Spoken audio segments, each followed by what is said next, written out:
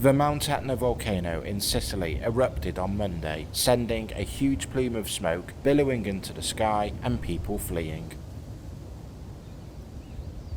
Mount Etna is an active volcano on the east coast of the Italian island.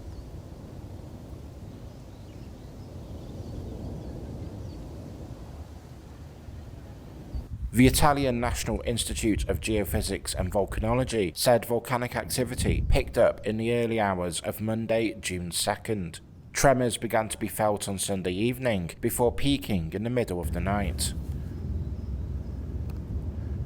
A red warning to flights overhead was issued by the Volcanic Ash Advisory Centre in Toulouse before being downgraded to orange. The volcano on Sicily is the most active in Europe and erupts almost every year.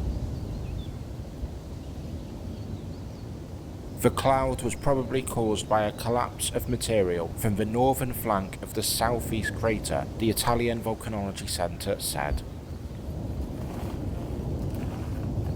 The eruption has not affected the operations of the nearby Catania airport. Follow for more.